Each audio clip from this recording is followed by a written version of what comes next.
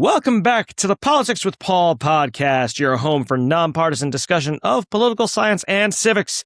I'm your host, Paul Rader. And it's not just another guest interview today. No. We have our first ever repeat guest on the show today. And now for new and returning listeners, I always add a disclaimer that I do not take a stance for or against a guest's political views or groups they support. But as destructive as polarization and tribalism can be, division in politics continues to be pervasive and, in some ways, is getting even worse. And as much as the toxicity is decried, there are still plenty of incentives to keep it going. The two parties pull further away from each other, and even some of those that are not Democrat or Republican can feel the pull towards one side or the other. But what if we can remove those incentives to pull towards extremes? Well, that's what today's guest, Nathan Smolensky, is here to talk about. Nathan is the founder and chief strategist of Unifier, UNIFIRE, Consulting, a campaigning and consulting firm that primarily assists independents, but also Republicans and Democrats looking to build bridges. And he's also the author of Common Ground from the Ground Up, which we discussed in his first appearance back on this show in episode 61, and was previously the state director of the Florida Forward Party and a writer/editor with Second Look News. So let's discuss how to disincentivize polarization and make bridge building more appealing and palatable. Welcome back to the show, Nathan. How are you? Doing great. How about yourself? I'm doing not too bad. So you know how these interviews start off now, but as we always do for interviews, like to get to the bottom of why my guests are in their current line of work or why they're involved with the topic at hand. So what makes you so interested in the incentives for toxicity and polarization in politics and for trying to fix that problem? So there's a few kind of elements to it. First, I mean, it's a big problem, just the sheer amount of division and propensity toward gridlock and partisanship and tribalism in our politics undermines any effort to get just about anything done of meaning. There is not really a functional problem-solving discussion or discourse going on, and I would like to see that. I would like to be part of it. I have ideas on a whole bunch of issues. And as far as really getting to the root of the incentives, that's just how you solve problems. That's just how you have to go about it, in my view, because that's the root of it. And if you're not changing the incentives, it's always going to kind of gravitate toward divisiveness and tribalism and polarization. And so I try to use everything at my disposal. I'm a problem solving guy. I try to be methodical. I try to understand what messaging requires to work. And I try to be as strategic as I can to shift the incentives of the system. So it's something I'm very passionate about. Yeah, and you need to be, right? It sounds like it's calling human beings all selfish, but it's really not necessarily. We are naturally geared towards needing incentives to do something. I feel like it's pretty rare for us to do something when there's not any sort of impetus for it. And again, does not necessarily mean that people are selfish. It just means that there are a lot of times has to be something that makes us go towards something. Now, a lot of times it does turn out to be selfish incentives, and even if it's destroying political debate and discourse and the ability to solve problems, of course, that's where it starts to get into that more selfish territory. But sometimes, people just can't see past their incentives. Did you have something to add? Well, I actually push back a little on that so far as, Okay. first of all, I mean, there's incentive. Everything is driven by some sort of impetus. If you're going against the grain for whatever reason, there is a reason that you are going against the grain. There is another incentive that is competing with it.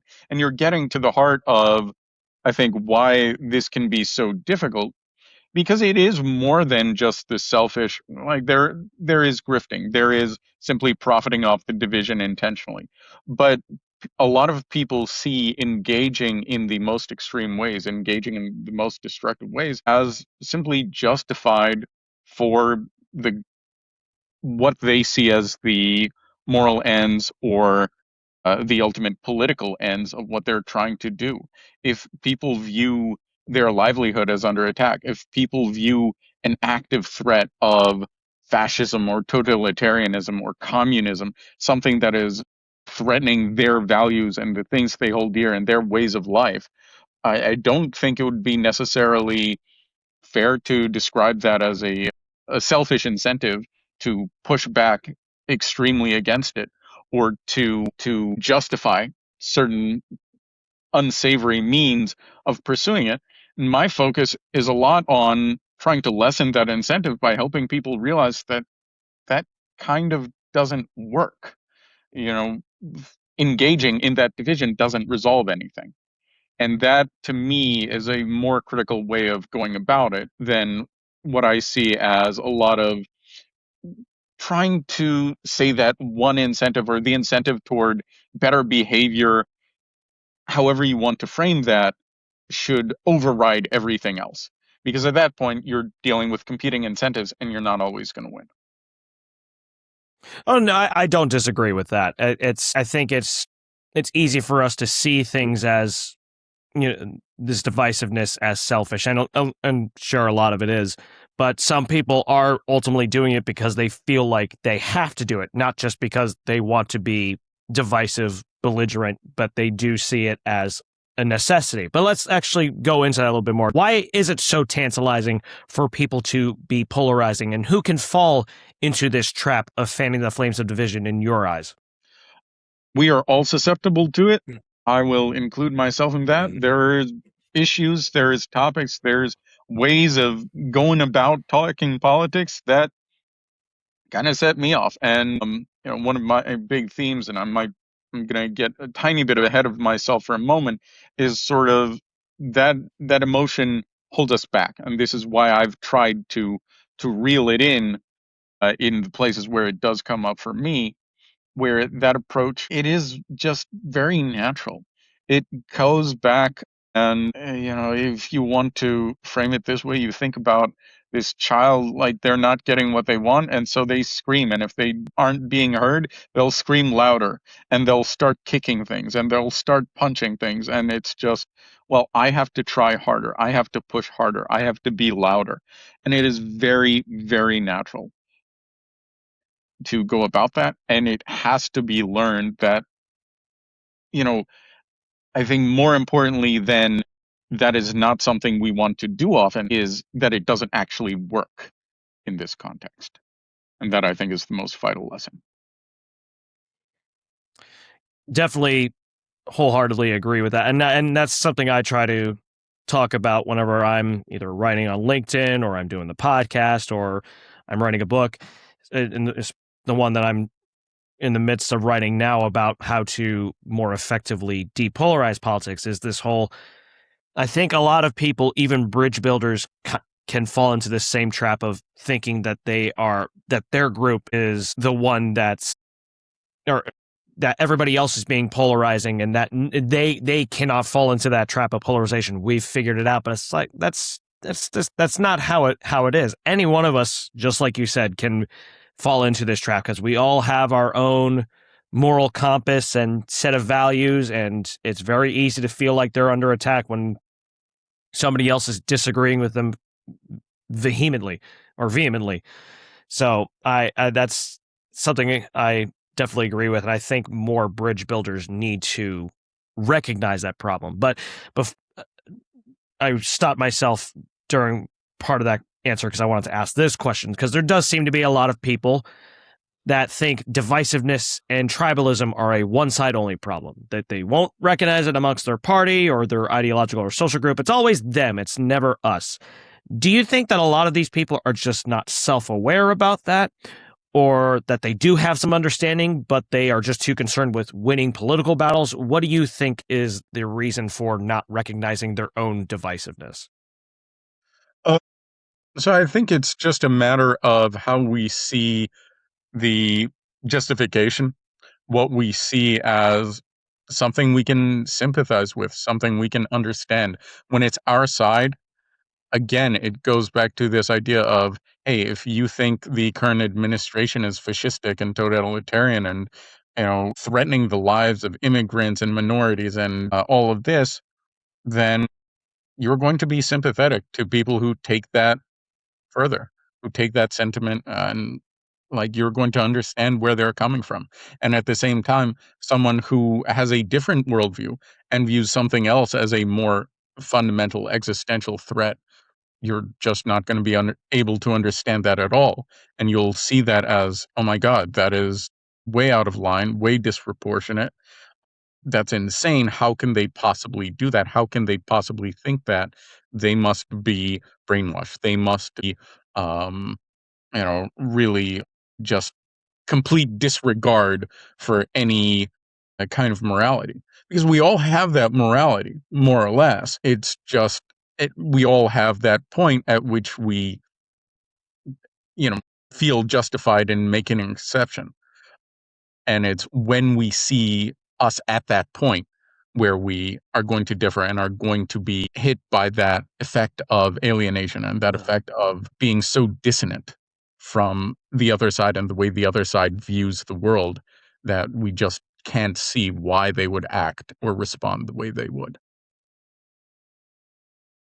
Yeah, and sometimes it can be hard to really appreciate when you are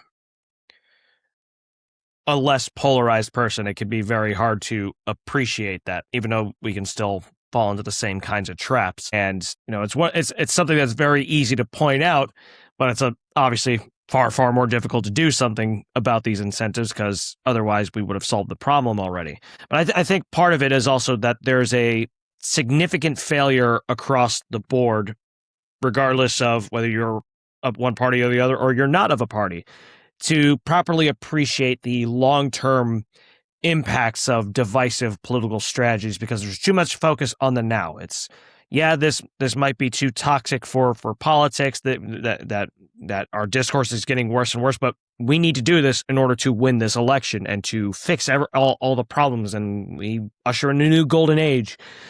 Even if you step outside of the context of toxicity and divisiveness, you see political debates are just rife with preoccupation about short-term victories over long-term sustainability. Do you agree with this sentiment? And if so, how do we start getting people to recognize that what might get you a win in the short term often ultimately has a deteriorating effect on political discourse and legislating in the long term, and then further down the line, it's going to make it more difficult for you to win? So, Kind of a loaded question, I know. no, because I think there's a few critical points to touch on there. I think the main thing you touch on is this kind of fog of war, this entrenchment in the conflict that blinds us to the greater implications that I've been talking about.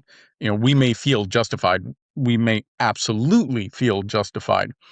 That doesn't mean that what we're doing is ultimately solving the problem. And again, we kind of shorthand this idea of we're going to win. We're going to win this battle. Sometimes what I like to do is kind of ask people and ask myself, what does winning in this kind of culture war, greater partisan conflict look like? And it's hard to play out. What is the other side just going to lay down and never win an election again and accept that they were wrong the whole time and they were on the wrong side of history and they're whatever it may be? I don't see that happening.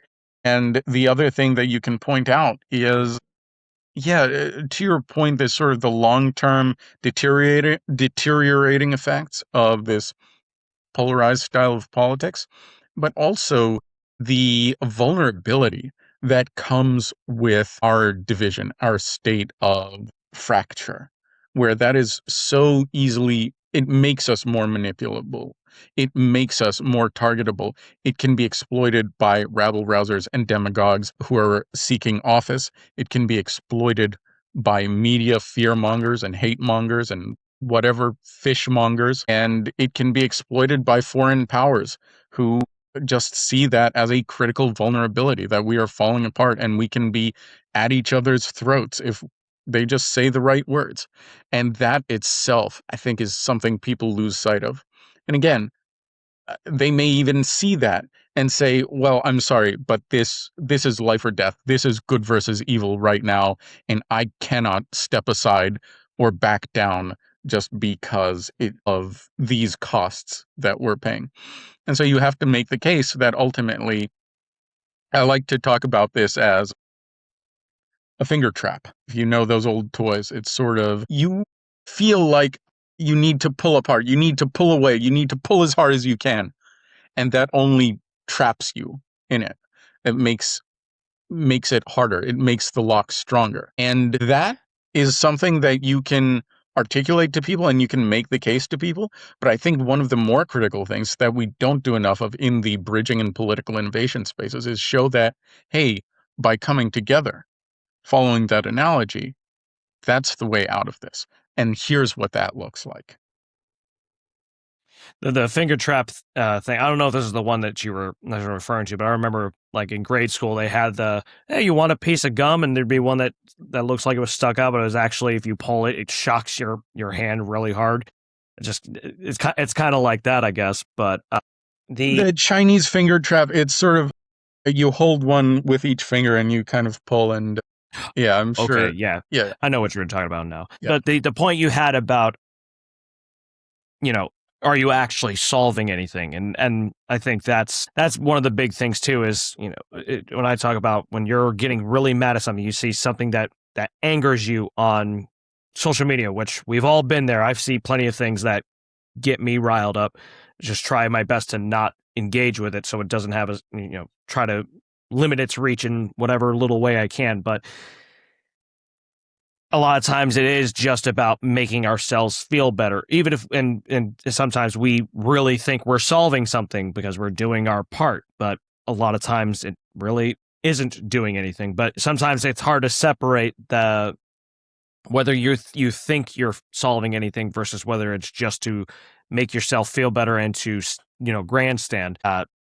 And sometimes I've thought about those kinds of things dichotomously, where it's either one or the other, but really it's not so simple to think like that. Sometimes you genuinely believe you're solving something, or you're just doing your little part to solve it. Because you're never going to make long-standing reforms of any kind on your own. So sometimes you think it's, if I just retweet something, that's doing my part, or if I make an angry comment, that's doing my part. And yes, in reality, it's not actually fixing anything. And like you said, it's partly just trying to get people to realize that it's not actually solving anything. It's not getting any sort of long-term solutions they're looking for.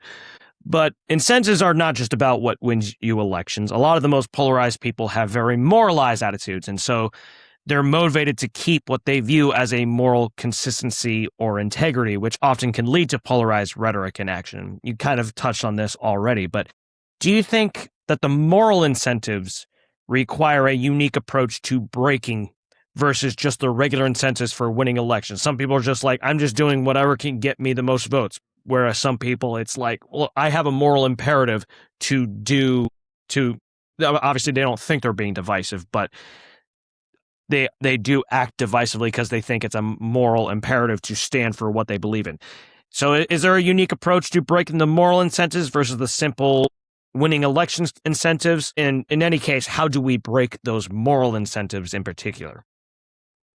So you don't necessarily break the moral incentive. We all have the moral impetus, that sort of driving force within it.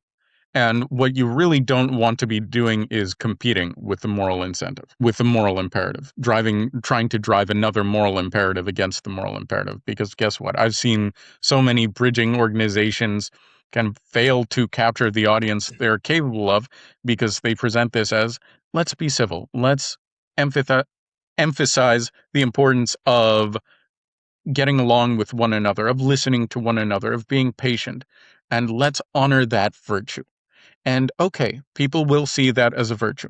Now, is that more valuable to you in your life than the plight of immigrants, or the future of abortion rights, or the economy, or the sanctity of our institutions, or whatever else it may be?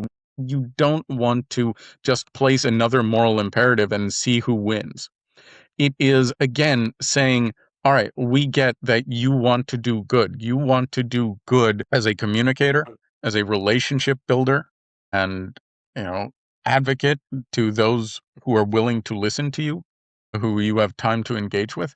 You want to do good as a participant in the democratic process or whatever pathway is open to you to impact sort of policy outcomes.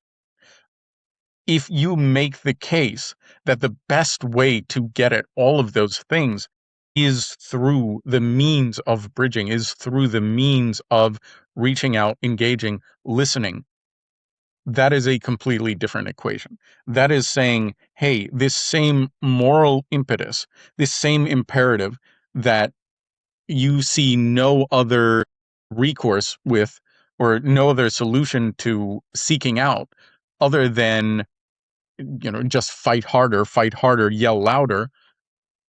This can actually be served through these means, then you're operating on a completely different level.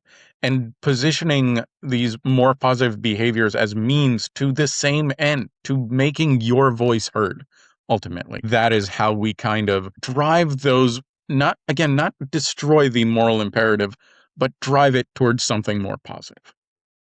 Break might have been not quite the right word. I couldn't really think of the word I wanted to use, but that's just kind of what I went with. But I think that's a good point to make. Is it's kind of more about you're not even really changing the moral incentives per se. You're just trying to divert more of the focus to I'm trying to think of how to put this, but you're kind of changing what moral incentives they're actually focusing on, I guess. The moral,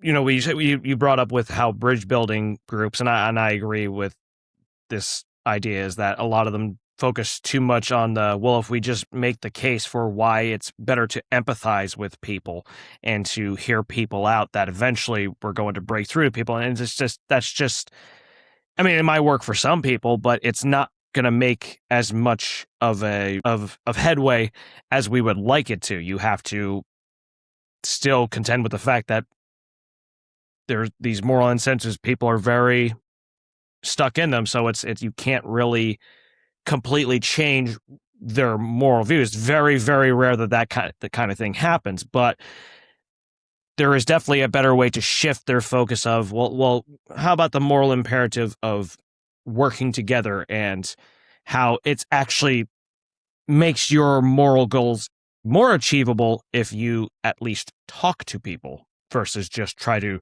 railroad things in. Because like you said a question or two ago, you have the pendulum, and I talk about this a lot too. The pendulum is inevitably going to swing back and forth between each party. It's just how it works. For Republicans, they've gotten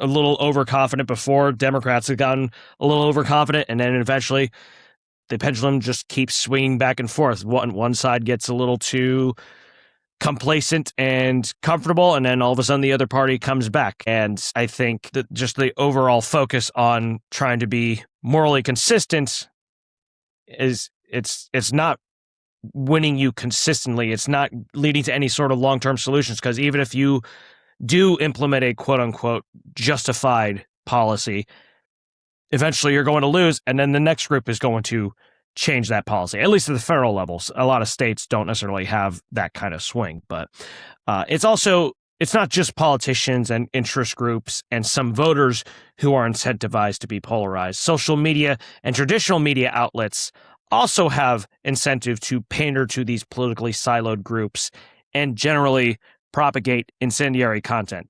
So what are some ways, and this is obviously a very difficult thing to do, but what are some ways that we can turn the tide where these outlets become less incentivized to promote outrage content and clickbait? With that, I think you have to make a more positive product, something that people will enjoy for other reasons than just the truth or accuracy of it, which is a big part of the appeal. But if you're just kind of policy wonking it up, you're going to have a limited audience. That is not something where you can entirely affect people's behavior there, and they're going to gravitate to what is appealing and what is enjoyable in and of itself. There are media that lend themselves a lot more to conversation and thoughtfulness and nuance. And I would throw podcasts as one of the best media for that. I would also say that in the same way that the division builds on itself, once you start to deflate it, and once you start to spread this idea that, yeah, maybe we don't have to, like, we're not actually getting anything by going at each other in this way. This is undermining us and it underserves us and it holds us back as communicators and all of this to engage in politics this way, and it's deeply unhealthy. Then that sort of builds on itself as well. And so you need to get that initial momentum going. You need to really catalyze that and push that forward. And eventually you can see a dramatic shift, is my belief and my hope with it. Yeah, and I think so much of it, because these social media companies and traditional media outlets, or social media companies, are not going to change their algorithms, and traditional media outlets, because of how fractured the media space is, they're really not going to change their attitudes and their approaches until the consumer changes their approaches. But that's where the rub is. It's how do you get consumers to change their approach? And that's something I've wrestled with quite a bit myself, trying to get people to understand that we're going to have to change how we consume things if we want these companies to change. But that's a very easy thing to say. How do you get people to change their things? Because all of us are susceptible to doom scrolling. All of us are susceptible to, we see something that is purposely meant to make us angry, and then we, even if we don't comment and we don't share it, we still might spend another few seconds on that content, and then now the algorithm sees, oh, well, now they're spending more time watching these things, and then you just propagate that even more. So it's obviously much easier said than done, but I think a lot of it does have to start with the people first. And I'm very reluctant to say that, the government has to do this, that, and the other, because it's always easy to say that, but, how exactly is the government going to implement those kinds of things? It's a very, when you get into the details of how that would happen, that's when things start to get murky. And then now, is the government taking too much initiative to say how these media companies should be giving content to people? But something I want to get to, because obviously I talked about at the top that you're a campaign consultant and strategist. You run Unifier Consulting. So I want to get a little bit more into that, because you've been heavily involved in the independent/third-party space in politics because of the work you do with Unifier Consulting. You also used to direct the Florida Forward Party. We were both Floridians. So your work with Unifier Consulting, Unifier Consulting is primarily catered to independent and third-party candidates, but you also say on your website that you are willing to work with Republicans and Democrats who basically aren't hardcore partisan and ideologues, and those that are trying to build bridges. So I want to focus a bit more on the independence part, though, and you talked about some of it in our first conversation we had on here. Does disincentivizing polarization and toxicity require more independence to be competitive and win elections in the U.S.? Or is that putting the cart before the horse? Or is that really besides the point? I think it's putting the horse before the cart. And I think that these are deeply intertwined objectives, because bringing the independence to the table, the way that I like to think about it, the way that I like to talk about it, is the conversation is not functional. The conversation is not working. And rather than tell those people who are having this conversation, and I'm talking about the discourse that is happening within the halls of power, to quiet down or get along with each other, one of the most natural solutions is bring new voices into the conversation. And that is the mediating force, that is the independent movement. And the dynamics that that creates, the dynamics that it takes away, are really profound. And one of the biggest things is, if you can have enough independence, and this is what we talk about as the fulcrum strategy. And it's often thought of through this lens of, well, you get leverage if you have enough independence to deny either party a majority. But there's something else that it does, which is it kind of liberates the parties from the very worst incentives that they're prone to now and that they're susceptible to now, which is this constant fear of the other side taking power. If you have this meeting in force and you say, look, the Republicans aren't going to take power, the Democrats aren't going to take power, no one is going to have unchecked absolute control. That's off the table. If you can establish that, then that cudgel of this fear of the other side, this sort of divisive politics that comes from this zero-sum two-player game that follows naturally from the incentives that are in place now, it falls apart as a strategy. It no longer works. And you can't tap into that, so you just have to find other ways to get elected and other ways to compete. And suddenly you're being held accountable and you're facing real competition in places you haven't before. And that means you have to get real politics done. That means you have to get real problem solving done. And that is the fundamental incentive shift that you have through the presence of the independent movement. And ultimately, that is trying to drive toward, it's not about the independents gaining power. It is about driving the whole thing to a conversation that is additive, that is constructive, and that is productive, and allows us to have responsive governance that authentically represents the people.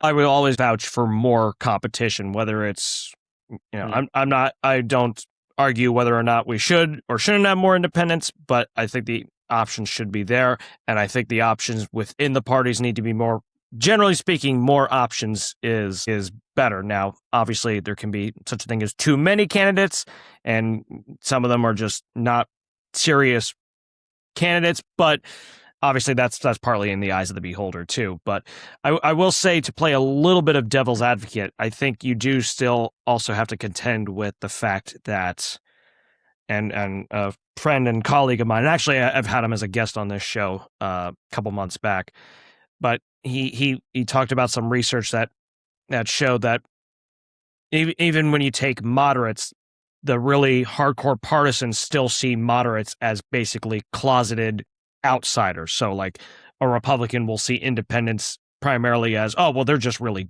Democrats and they're going to help Democrats, and Democrats will see them as, well, they're just really Republicans and they're just going to help Republicans. And I think that's part of another, it's one of those other fronts of how do you get people to not treat moderates inherently with derisiveness, and to an extent you do have to be careful not to treat extremists that way too, because then they'll just become more extreme. But how do you get them to not just see moderates as just spoilers, or well, they're really actually helping the other side because they're not us, because they're not far enough to us, they're way more liberal than we really think they are, they're way more conservative than they really think they are. So I do think there is still some of that mindset that you have to get past too. But I guess we already touched on this question, but I'll ask it more directly this time.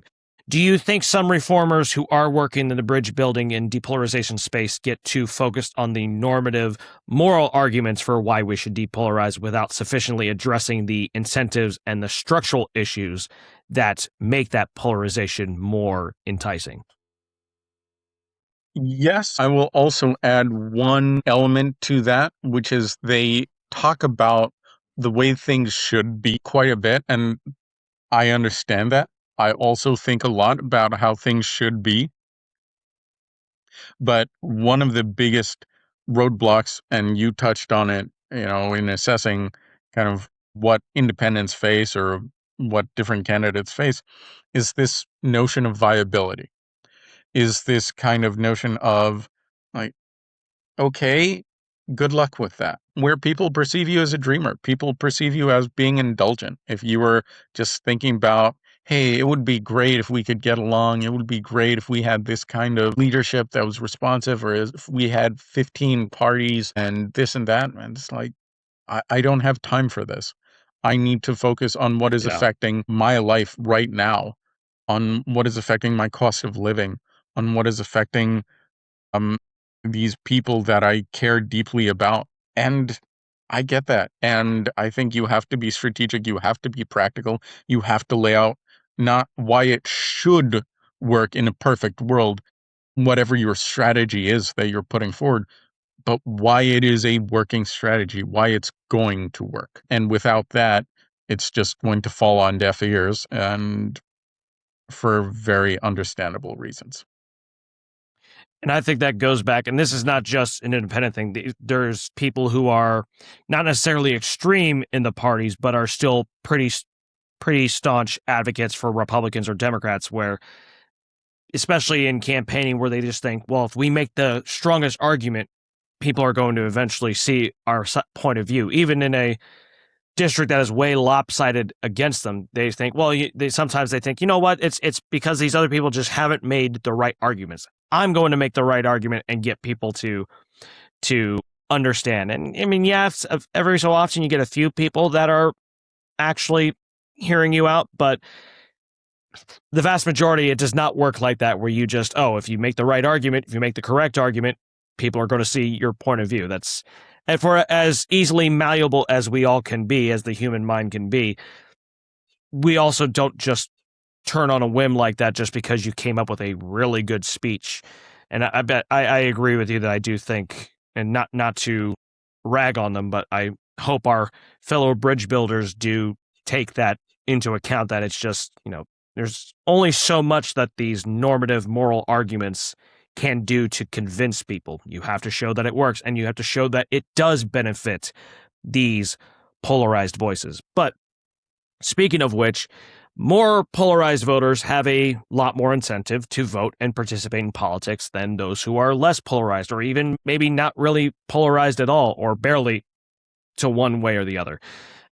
So we see this outsized influence from the more divided segments of the electorate because they're participating at a much higher rate. So how do we incentivize more of these non-polarized voters who tend to not have strong attachments to parties, ideologies, issue stances? They may have just tuned out politics because they don't want to deal with it because it's just too toxic, or maybe they just haven't cared enough about it, or whatever the case may be. How do we convince more of these less polarized voters or non-polarized voters to start participating in politics more often? I mean, you put better candidates out there. You put people that, are bringing what I like to call puppies to the table, which is messaging that is pertinent, unifying, positive, pragmatic, innovative, empowering, self aware. These are the ways that you kind of break from the mold of political convention and break from what I think a lot of people are tired of seeing. Those are the facets of how you want to stand out. At the same time as that, you want to really make this case of viability. And that is not something that an individual candidate is completely responsible for themselves. It's the movement and the successes that we find that can make people who've kind of given up on politics say, I can actually make a difference here. My vote matters here. Oh, this could be something. And it's the impact messaging. It's understanding the implications of this and really selling people on it's not just bluster, it's not just what you promise. It's you are actually in a position to get stuff done.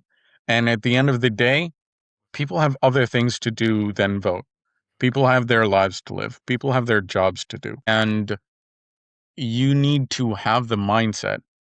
And the other thing for independents, look, Republicans, they know that the Republican voters are on their team, more or less. They can break with it. They can lose that support. They can, not get the turnout they want. All that, they're still on the same team. Independent voters and independent candidates, it's not that dynamic. You are not entitled to any of their vote by being an independent.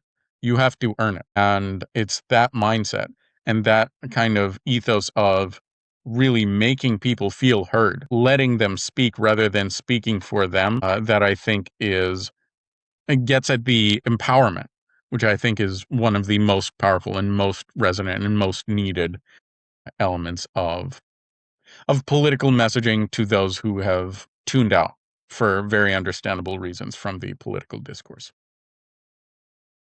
I like that puppies acronym. You should trademark that. Do a specific, you know, article online, whether it's LinkedIn or Substack or whatever, about that. I like that acronym. I think there's definitely something more. But yeah, I think that's that last point you just said about independence. It's something that I think, and the book I wrote back in 2021 about independent candidates and why they struggle so much and how they could possibly become more competitive. I think there is, and not just both within the independent sphere and from people who are not independents, have this tendency to lump them in as one monolithic entity when not even the parties, as even though they're becoming increasingly uniform, where Republicans are thinking more and more alike, Democrats are thinking more and more alike, even they are not monoliths either. And independents most certainly are not either. And sometimes there's just this tendency to treat them all as, the same entity when people have a million different reasons for why they identify as independent. And I think that is very valuable advice to give people who do want to run as independents. Is you can't treat them the same way as Republicans would treat Republican voters and Democrats would treat Democratic voters. You have to really understand why they are an independent before you can really hone in on their vote. And so before we get to the final segment of this interview, any final thoughts you'd like to leave us with about disincentivizing, polarization, excessive partisanship, toxicity, anything along those lines? I mean, the last thing is, this is how I left off my book, which is addressing this question of, should we be optimistic about things, about the way that it's going to go? And the last segment, the conclusion of my book, Common Ground from the Ground Up, which talks about how we kind of can rethink politics to break from these destructive incentives. It ends with a case against optimism. And it ends with saying that the thinking that everything's going to be okay in the end, everything's going to be great, this is going to pass, takes away our agency.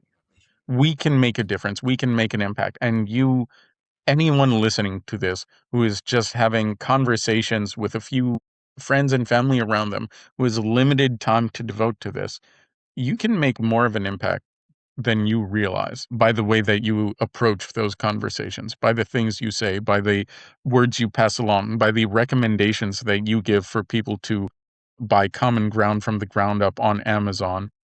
Those things make a big difference. And a little bit of a shameless plug at the end, but there's some shame there. So I'm happy with myself.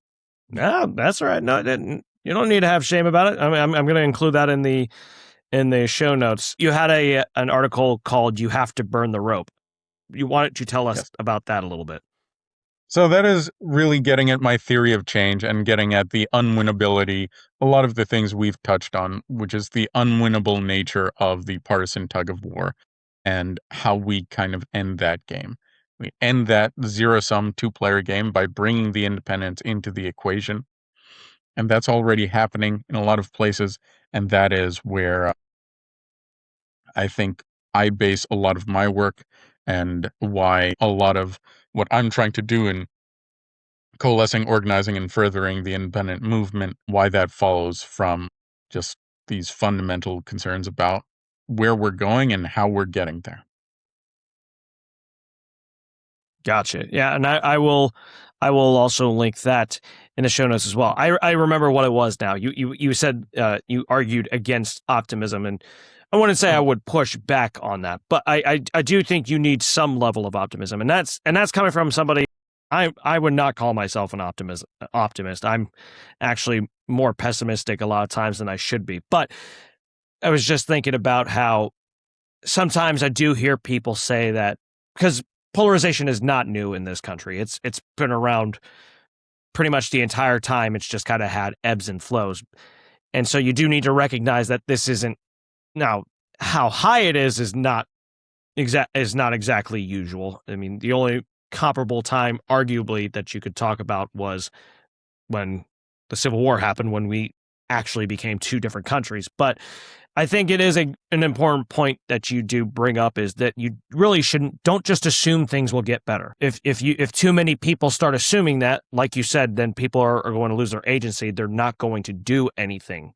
about it. So you should have optimism that you can make things better and that things will get better, but you can't just assume it's going to happen. So I wouldn't say I'm pushing back on what you said, but I would add that caveat. But that is going to do it for the main topic of this episode. So this part will be familiar to you, Nathan, but for those of you who are, well, for you, if you're a new listener or you're a returning listener, every guest episode I have, I will end off with a random question of the day. It's meant to be just fun, non-political, or if it is political, it's not going to be anything like super serious or anything like that. I don't remember what our first question of the day with you was, but today's random question of the day for you, Mr. Smolensky, is it pronounced coupon or coupon? For me, Cue-pon is so much more fun to say. Ugh. It's just, it's almost, there is, to segue into some of the destructive incentives that we have, just hearing that almost makes me want to say it more. You want to change your answer? Sorry, those are just base desires. That is internet trolling in a nutshell, and it's this big red button that you can press. And I mean, I like to speak with flavor. I don't want to go so far as to fake accents, but I've noticed myself sometimes if I'm doing a speech or if I'm with people, I'll get a little more of a drawl going. Yeah. And it's fun to accentuate. It's fun to sort of, this gets into a great kind of broader discussion about language, which is, is there a right or wrong way to say it? And there was this movement for a long time within the English language in particular to view this kind of Midwestern style of speaking English as the most neutral American English. And for me, there's so much joy, and especially as you learn the language more and just salt and pepper it with, weird expressions or offbeat pronunciations or just a little spice. And so yeah, Cue-pon it is. I didn't expect so much of a philosophical bent to this question, but there you go.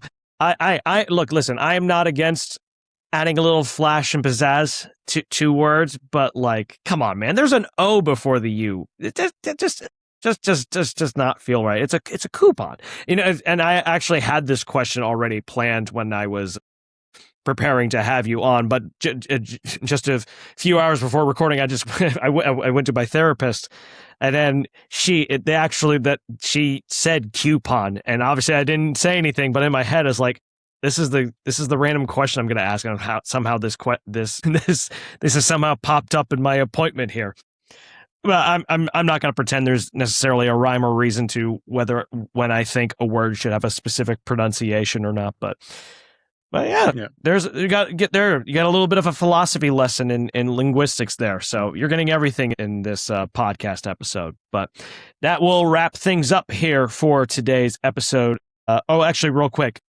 Besides besides your book and besides your new article on Substack, and then I'll obviously put a link to Unifier Consulting. Are there any other links you want to share? Just follow my work. I show up time to time. I've got a few articles coming out on the Fulcrum, so just watch out for those in the coming weeks. And I also publish on Independent Voter News, that's IVN, and yeah, keep following the independent movement and get in touch with me, get in touch with your local candidate, and let's build something special together. Alrighty then. Well, if you give any of those to me before I post this episode, I'll also put them in the show notes, so you all will be able to look at them there. For my notes, my other works, like my writings on medium.com, my own book about independents, why they rarely win elections and how they become more competitive, is on Amazon and several other book retailers, but the Amazon links will be there. And my 5-day educational email course that talks a lot about what we just talked about today, the 5 of the biggest mistakes we make when it comes to trying to depolarize politics and how we can fix those mistakes.